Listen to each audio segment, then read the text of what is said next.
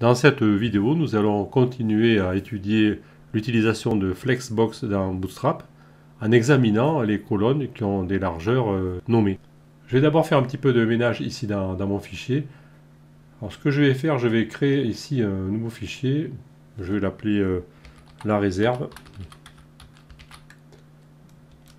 Voilà, tout ce qu'on avait mis ici au niveau du body, je vais le prendre, je fais CTRL X pour l'enlever et je vais le mettre dans la réserve. Donc là c'est, je mets la première vidéo, je vais mettre un commentaire, première vidéo, voilà, je mets tout dedans, j'enregistre.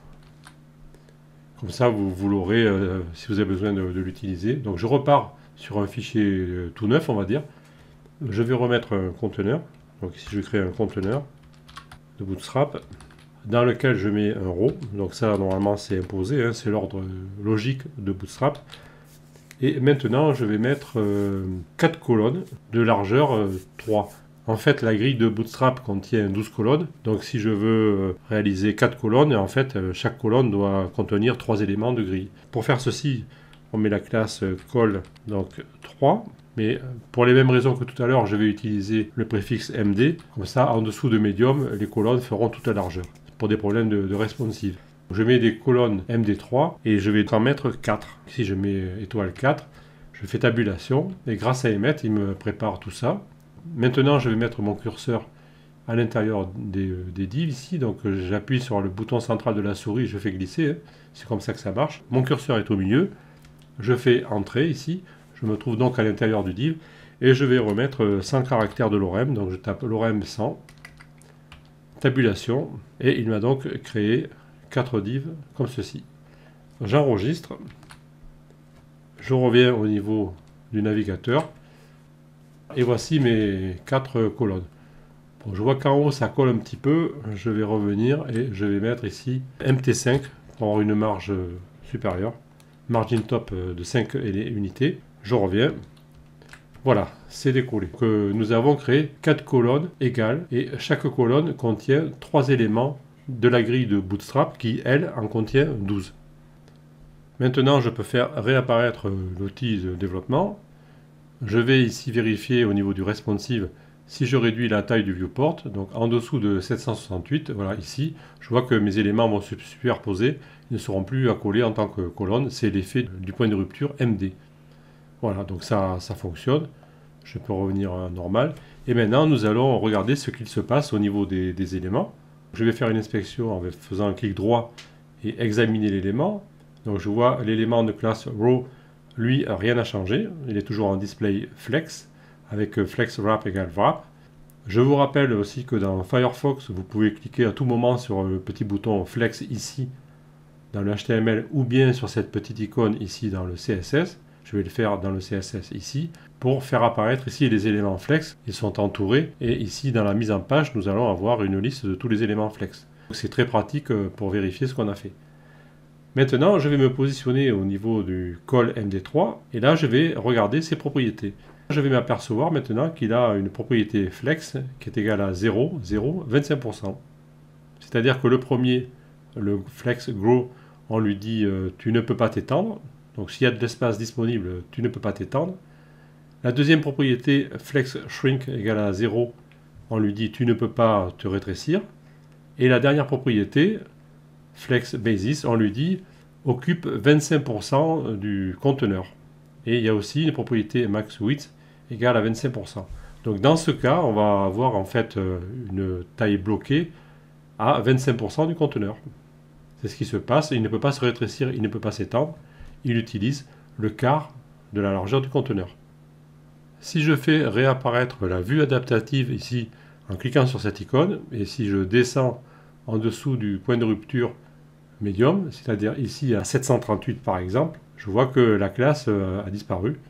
On n'a plus de propriété flex basis. Le bloc est redevenu un bloc de type bloc. Et si je réélargis le viewport, comme ceci, on va voir revenir les colonnes et on va voir revenir aussi la propriété qui va se mettre ici, call MD3. Et on voit bien ici que cette propriété est appliquée grâce au point de rupture de la media query à partir d'une largeur minimum de 768. Donc ici c'est beaucoup plus simple, en fait on a dit à la colonne, à l'élément, mais tu bouges pas, tu grandis pas, tu rétrécis pas, et par contre tu as une taille de 25%. On peut regarder ce qu'il se passerait si je n'avais pas mis le point de rupture MD. Donc je reviens dans le code ici, et je vais remplacer les cols MD3 par des cols 3. Donc je sélectionne tous les cols MD3, donc je sélectionne le premier, je fais CTRL-D, CTRL-D, CTRL-D. Avec les flèches, je vais un coup à droite, ensuite je reviens à gauche, et je vais effacer le tiret et MD. Voilà, je fais échappement pour défaire la sélection. J'enregistre. Donc maintenant j'ai des cols 3, c'est-à-dire que sur toute la largeur du viewport, je vais avoir 4 colonnes. Je reviens dans le navigateur, je vois que j'ai 4 colonnes, donc là c'est normal, je suis à 1152, mais je vais réduire la taille du viewport.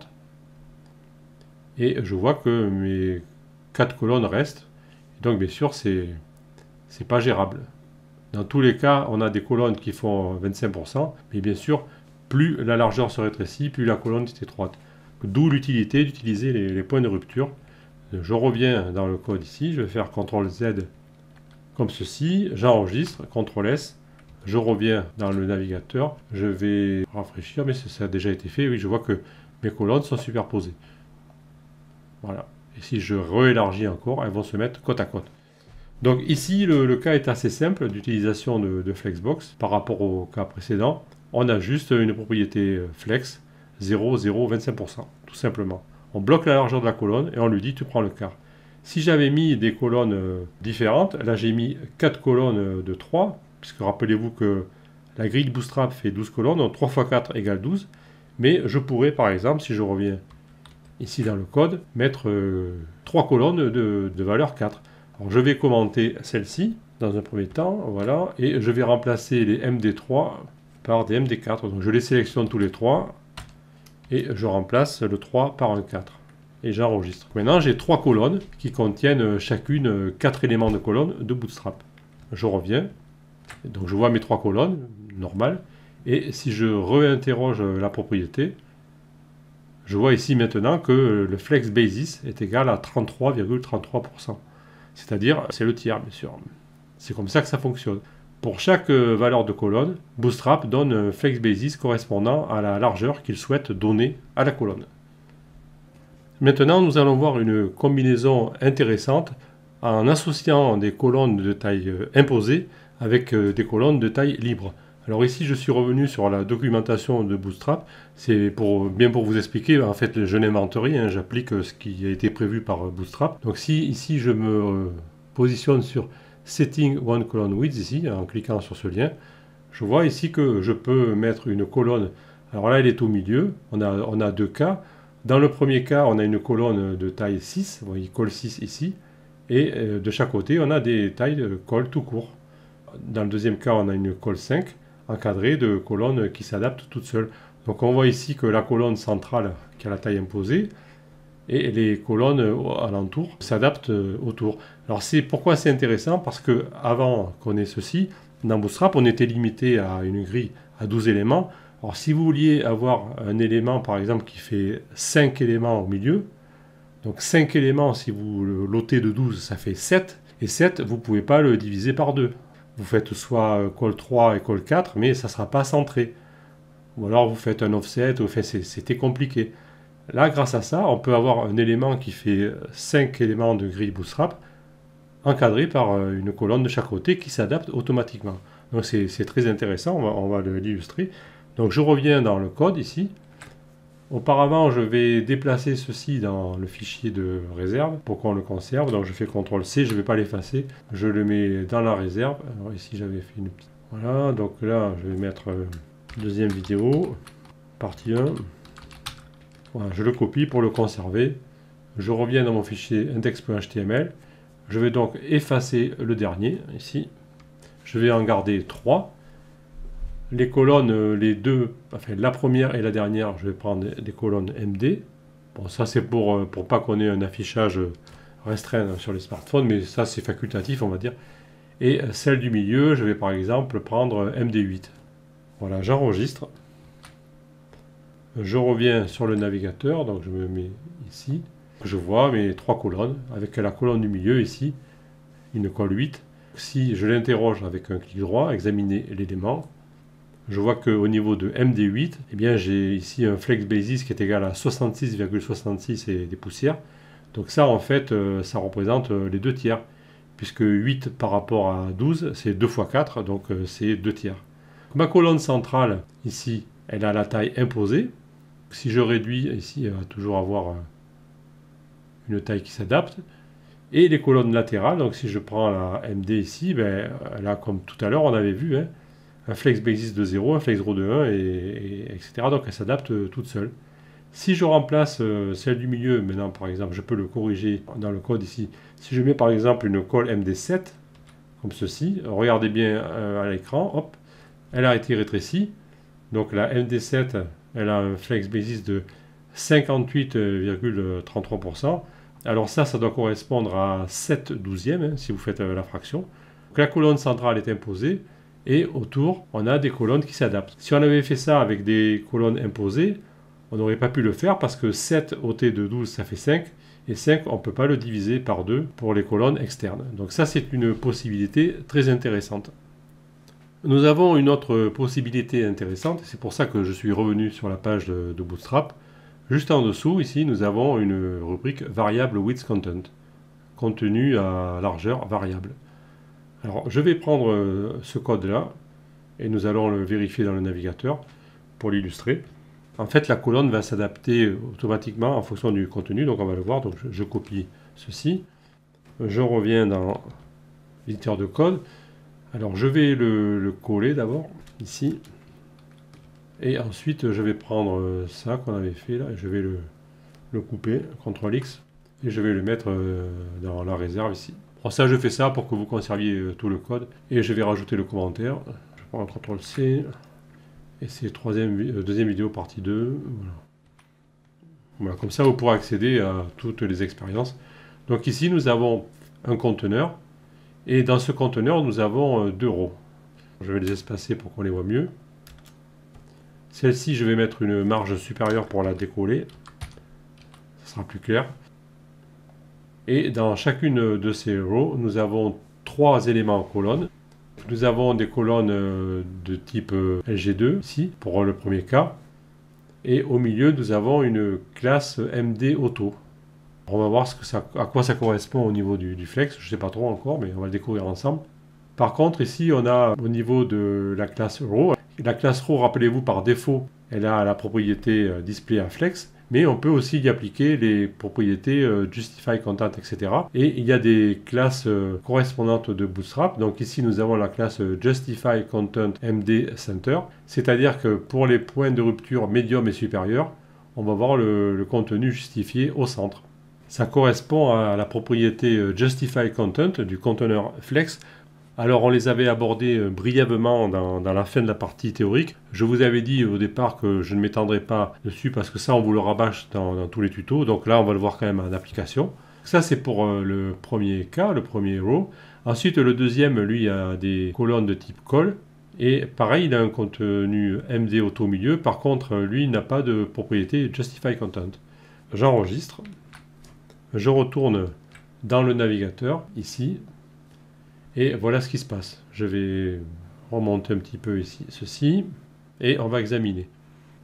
On va d'abord s'intéresser au premier des deux. Donc je vais faire un clic droit ici et examiner l'élément. J'ai ici mon div de classe row, Justify Content MD Center, etc. Donc si je vais dessus, nous avons donc la propriété Justify Content Center. Ça c'est la propriété associée de Flex, elle est appliquée par la classe de Bootstrap, mais encore une fois, vous auriez pu créer vos propres classes et les mettre dans le fichier CSS, on est d'accord. Le row, pareil, il a toujours la classe DisplayFlex, ça n'a pas changé. Maintenant, si je vais voir le classe call MD Auto, ici, je clique dessus, là, lui, il a un flex 00 auto. C'est-à-dire, lui, tu ne peux pas t'étendre, tu ne peux pas te comprimer, et tu as un flex basis de auto. C'est-à-dire qu'on considère ton contenu. On va considérer ton contenu pour te donner ta largeur. Et les autres, donc les calls LG2. Donc au niveau de la call LG2, donc lui il a une flex basis de 16,66%. Donc ça fait 2 douzièmes probablement. ou même 1/6, si on veut. Si on multiplie ça par 6, on doit avoir 100. Voilà comment ça fonctionne. Mais par contre, on voit que ces 3 colonnes-là ne remplissent pas complètement l'écran. Puisque ici, on voit avec les hachures qu'on a de l'espace à redistribuer. Mais cet espace n'est pas redistribué, puisque pour celui du milieu, ici, on lui a dit tu ne peux pas t'étendre. Si on veut faire l'expérience ici de remplacer la première valeur de flex, c'est-à-dire la valeur qui concerne flex grow par 1, donc je vais le faire par exemple. Alors il faut que je clique d'abord. Je remplace cette valeur par 1, je clique en dehors, et je vois maintenant que mon élément a pris toute la largeur. Vous voyez ici qu'on n'a plus de hachure représentant l'espace à redistribuer, et l'élément a pris toute la largeur. Parce qu'on lui a donné une valeur flexGrow est égale à 1. Alors je vais recharger pour lui donner la valeur 0. Et maintenant, en fait, ce qui se passe, c'est que c'est le contenu qui va déterminer la largeur de l'élément. Si je rentre ici dans mon élément, par exemple, je fais un clic droit, modifier comme HTML, et si je prends ce contenu, je fais CTRL-C, et si je le copie 3 fois, comme ceci, et si je clique en dehors de la zone, je vois que le contenu a augmenté, et par conséquent, la largeur de l'élément a augmenté. Et cet élément, en fait, il est centré parce qu'on a la propriété ici Justify Content MD Center. Si je décoche ici cette propriété, c'est-à-dire si je l'invalide, à ce moment-là, on va voir que le contenu se met à gauche, c'est-à-dire au départ de l'axe principal, et ça correspond à la valeur Justify Content égale à Flex Start. Ça, on peut le vérifier en cherchant les valeurs calculées et en affichant les styles du navigateur. Je vais chercher Justify Content ici dans la liste et je vais trouver, là il a mis normal, donc c'est la valeur par défaut, c'est Flex Start. Donc si je recharge, je vais revenir aux valeurs par défaut. Maintenant, si je considère le deuxième élément, donc je vais cliquer ici sur le deuxième row, je vais cliquer sur le bouton Flex qui lui correspond ici pour faire basculer l'encadrement sur lui-même. Vous voyez que c'est très pratique. On a tous les éléments flex qui sont encadrés. Et là, donc, qu'est-ce que j'ai? Le premier, c'est un élément de type call. Lui, il prend tout ce qu'il peut. Le dernier, c'est un élément call LG2. Donc, il prend, lui, 2 éléments, 16,66%. Et le premier, il prend tout ce qu'il peut, puisqu'il a un flex gros est égal à 1. Et celui du milieu, pareil, c'est un flex auto. Je peux m'amuser encore une fois à l'éditer, ici, et à augmenter son contenu. Je clique en dehors pour valider, et je vois que sa taille a augmenté. Mais au dépend du premier. Le dernier n'a pas bougé, puisque le dernier, il a une taille fixe imposée. Voilà, en gros, tout ce qu'on peut dire sur la grille de base de Bootstrap, comment Flexbox est utilisé dans ce contexte. Donc dans la prochaine vidéo, on va rester encore un petit peu sur Bootstrap et on va voir comment aligner la taille de certains éléments. Donc là, on va plus être dans la grille pure, on va être à l'intérieur de la grille. Donc je vous donne rendez-vous dans la vidéo suivante. Avant, on va mettre ceci dans la réserve. Donc je fais CTRL-X, CTRL-S, je suis dans la réserve ici. Je le mets, je prends le commentaire, CTRL-C, pof. C'est là, hop. Voilà, deuxième vidéo, partie 3. Voilà, donc j'espère que je ne me suis pas trompé. Partie 2. Partie 1, voilà. Bon, de toute façon, c'est pas du code compliqué. Dans le pire des cas, vous seriez capable de le refaire. Mais je vous le mets à disposition, comme ça vous l'aurez. Ça vous fera une base. Donc j'enregistre ceci. Voilà, donc si je reviens ici dans le navigateur, normalement, pour l'instant, j'ai plus rien. Donc on se donne rendez-vous dans la vidéo suivante et on va avancer sur les éléments contenus dans la grille. Et tout ça en utilisant Flexbox, encore une fois, avec Bootstrap. Donc à tout de suite.